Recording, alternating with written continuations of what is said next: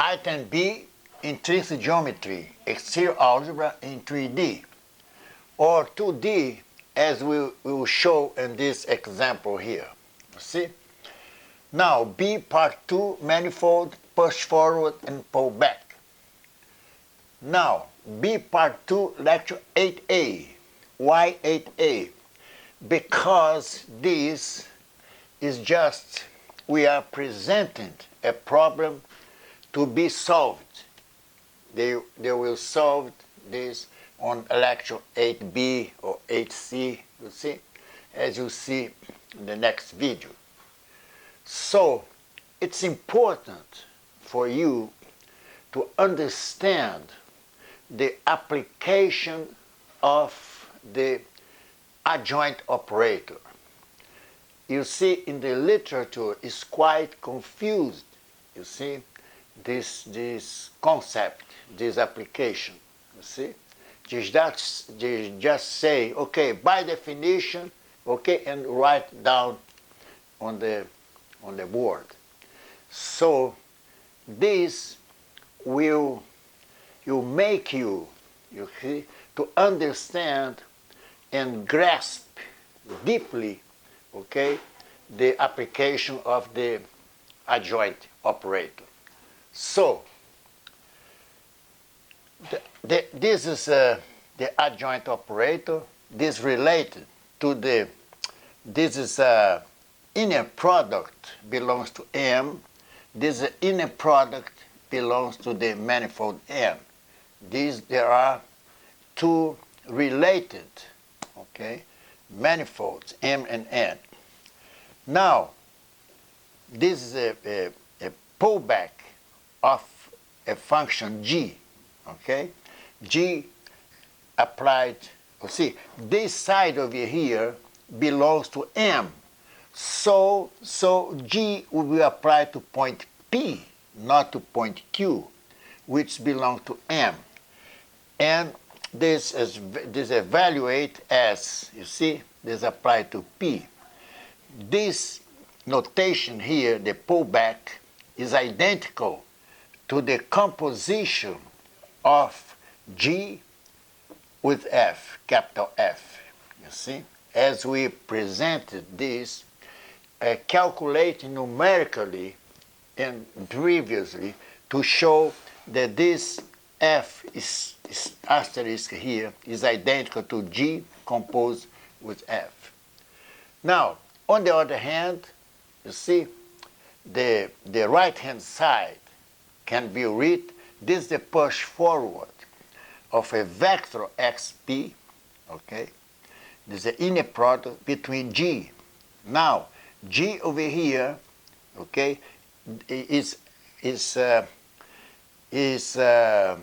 belongs, okay, to the manifold N, here.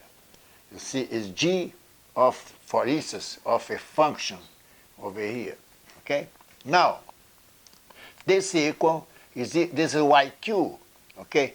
This over here, okay? This YQ, and this is G. Now, G is a function in N, and Q belongs to N. You see, the right-hand side belongs to N. The left-hand side belongs to M. Now, this specific example, we are given the following settings. Two manifolds. You see, this is Euclidean, R2. The variables are R and theta. This is another Euclidean, okay, system. The variables are X and Y, with coordinates X and Y. This one coordinates R and theta. Now, a function, the homomorphism F depends on R theta and maps, attention now, F maps a point belongs to the manifold M to the manifold N, which depends on R and theta, is R cosine theta and R sine theta. Okay, a tangent vector at the point P, Okay, point B belongs to the manifold M. Okay, this is belongs to this is manifold M. This is a manifold M. See?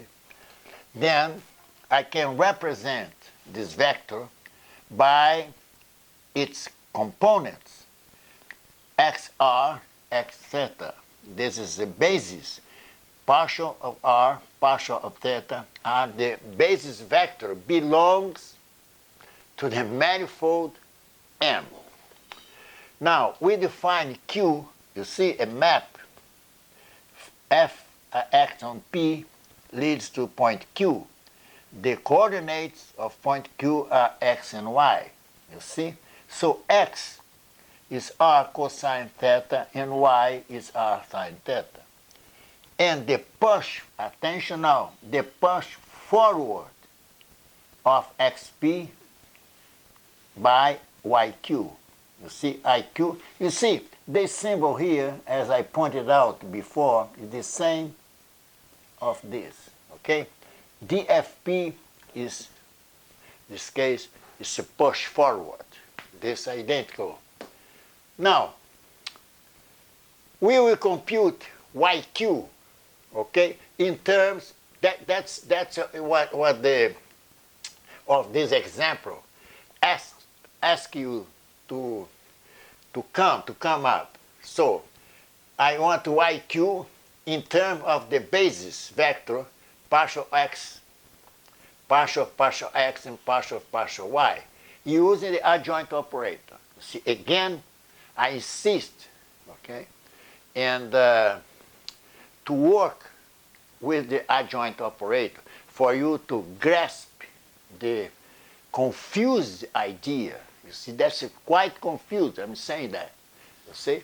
Now, where this is a pullback, you see, asterisk g, this case of a function g.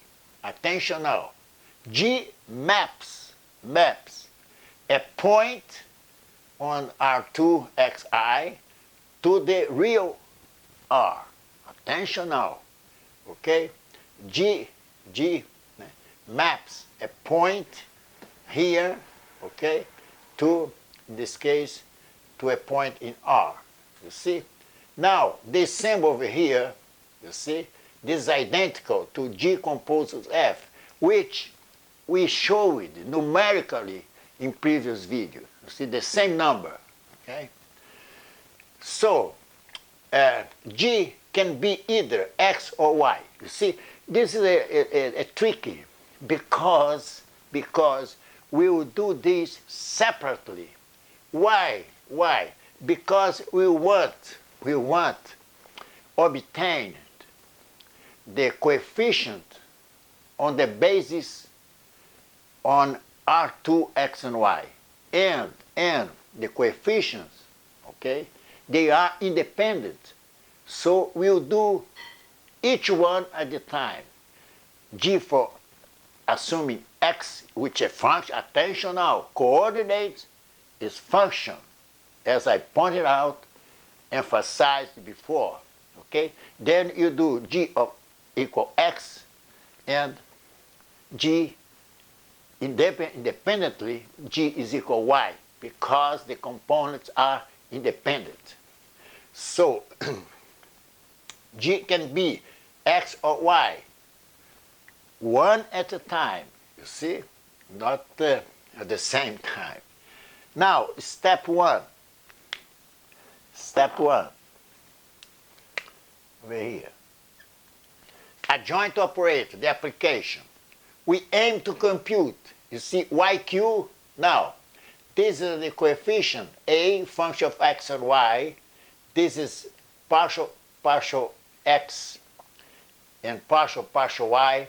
They are the basis, okay, for this manifold over here, Euclidean manifold. Then our goal is to find the coefficient A, function of X and Y, and B, function of X and Y, using the identity. That this is the adjoint operator, okay? Attention now, this side here, the left-hand side, belongs to M. And the right-hand side belongs to N. You see? Attention now. You see here, DFP on Q. This is exactly YQ. See? Now, to clarify, so you want to find A and B, a function of X and Y. That is our aim, okay, of this example. Now, this is a figure here. This is XP at P. This is a function F, and this maps to the point Q. That's the vector YQ. You see, that's the Euclidean space, R2, X, and Y. This is a Euclidean space. I just copy from here this XP. Attention now. Attention now. You see, I called attention that the scalar here, in this case, will be X or Y. X or Y, since the components of YQ are independent. So, because we want A and B, you see, you do one at a time, okay, not at the same time. You see, you make two calculations, okay, just to find the coefficients, okay, A function X and Y, comma, B function of X and Y. This I will present in the next video, lecture 8B, okay, that's it.